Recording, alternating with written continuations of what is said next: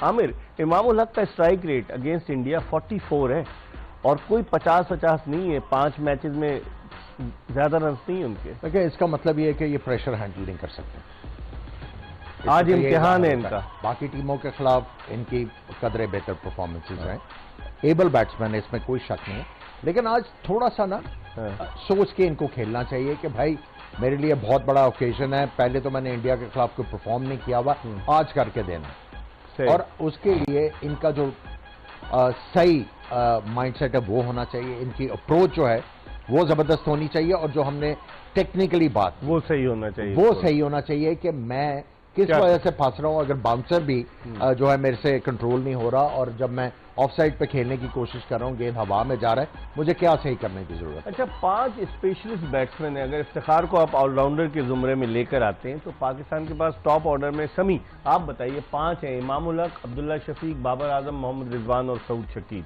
तो अब top order को परफॉर्म करना पड़ेगा। पिछले मैच में तो ठीक है अब्दुल्ला शफीक और रिजवान अटक गए, लेकिन इन 5 के बाद जो आपकी शुरू होती है बैटिंग, वो ऐसी है कि रिलायबल नहीं है, मार धार से भरपूर बैटिंग होगी। फिर इफ्तिखार अहमद खड़े होकर नहीं खेल सकते ज्यादा देर तक, वो स्ट्रोक्स खेलते हैं।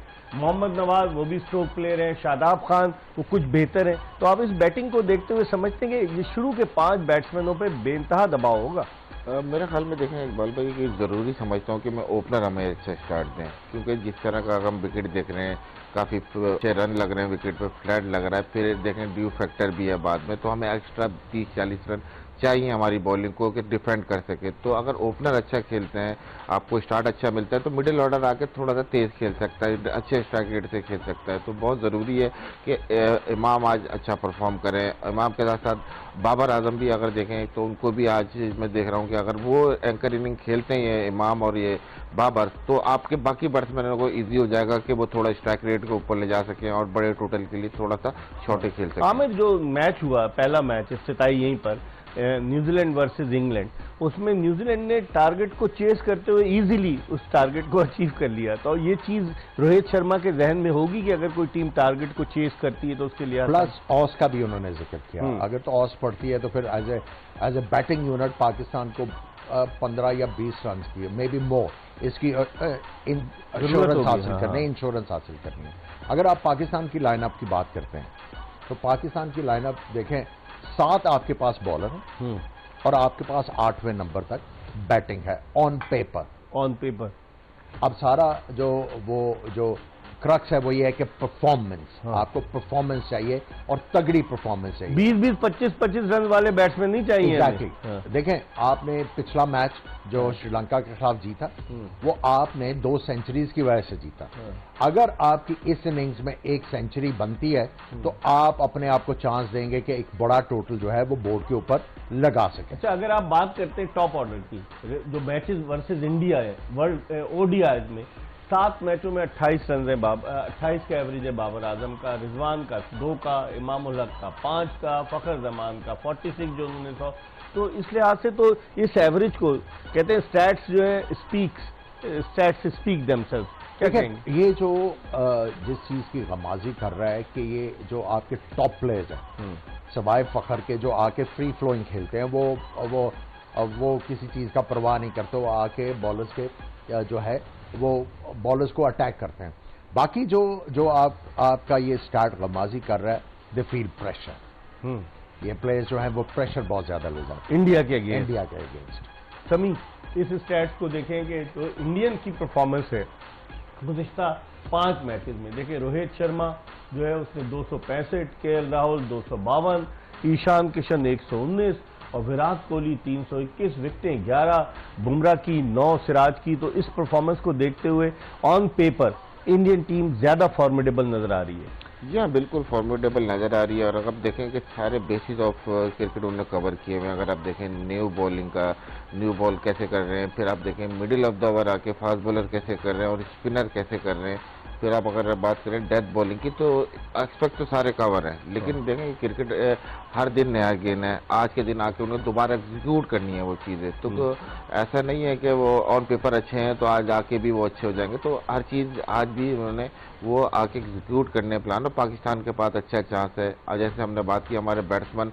उस तरह के इंडिया के खिलाफ नहीं खेले, लेकिन आज हमें चाहिए कि जिस तरह का विकेट है कि फ्लैट विकेट है, थोड़े रन चाहिए। ठीक है, अगर देखिए जो मोटिवेशन है ना, वो ये है कि जब हम लोग क्रिकेट खेलते थे तो सबसे तगड़ी टीम उस वक्त हुआ करती थी वेस्ट इंडीज की। उनका जो बॉलिंग अटैक था वो दुनिया में रनाउंड, खतरनाक तरीन। ठीक है, एक आप अपने आप को एक बेंचमार्क सेट करते हैं एज ए बैट्समैन कि यार मैं इनके खिलाफ स्कोर करूंगा ना तो मैं सेटिस्फाइड होऊंगा और दुनिया में जो है वो मुझे as a international cricketer respect मिलेगी। तो उसमें आप क्या करते थे कि आप ये देखते थे कि हाँ, क्या एम्ब्रोस के खिलाफ मैं रन कर सकता हूं, अगर नहीं कर सकता आराम से खेलना, स्ट्राइक दूसरे बैट्समैन को देना। ठीक है, जो माफिक है बॉलर उसके ऊपर आपने अटैक करके वो जो आपने डॉट बॉल खेले हुए उनको कवर करना है।